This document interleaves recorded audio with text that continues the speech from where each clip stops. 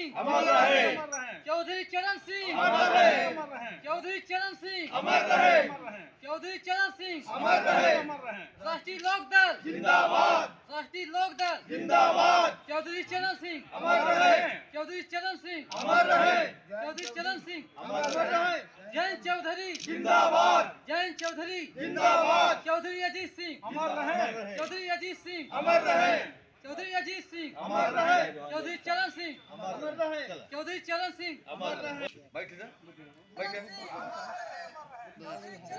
Hello बैठ जा, जाओ।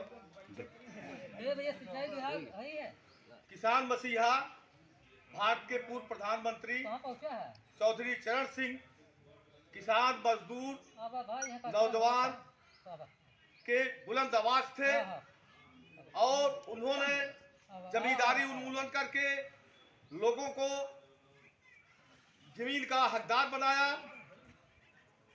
यदि से उद्योग मंत्री रहे तो उन्होंने दूरी घटाकर 25 किलोमीटर कर दिया, उससे किसान को फायदा हुआ और जो है तेल पानी सारी चीज़ें कमी हुई, मतलब फायदा हुआ कि नहीं हुआ। तो हमारे बीच में जो चौधरी साहब आए दोस्तों, चौधरी एक ऐसे इंसान थे, इतने दृढ़ प्रतिज्ञ थे, वो किसी की बात को नहीं मानते, चाहे जिसको डांट देते थे। 59 में नागपुर में अधिवेशन हो रहा था, उस पंडित जवाहरलाल नेहरू उसमें प्रधानमंत्री थे। पंडित जवाहरलाल नेहरू के सामने किसी की हिम्मत नहीं थी बोल दे एक शब्द, लेकिन और उस समय एक व्यवस्था लाए थे सहकारी खेती की जाए भारत में, और जो है सब मिलजुल करके वो चीन के उसके तर्ज पर रूस के। लेकिन चौधरी साहब अकेले ऐसे शख्स थे, खड़े होकर उन्होंने ललकारा ये गलत व्यवस्था है, यह नहीं होना चाहिए। अगर चौधरी साहब न होते दोस्तों, आज फिर हम लोग जो है मकर जाल में फंसे हुए पड़े रहते। आज जो हम लोग बोल रहे हैं बोल नहीं पाते। इसलिए मैं अपनी बात को समाप्त करना चाहता हूँ और यह कहना चाहता हूँ, शिक्षा और रिजर्वेशन को सही ढंग से देश में सबकी जितनी भागीदारी है वह बांट दी जाए और सब अपना लेकर सही से रहें। देश के उपाध्यक्ष भाई शर्मा जी हैं,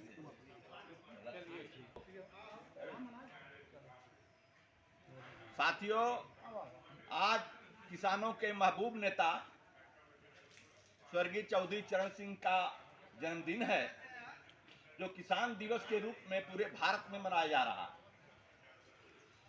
आप सबको बता दें, इन्होंने कहा था, चौधरी साहब ने कहा था कि भारत की समृद्धि का रास्ता गांव के खेत और खलिहान से होकर गुजरता है।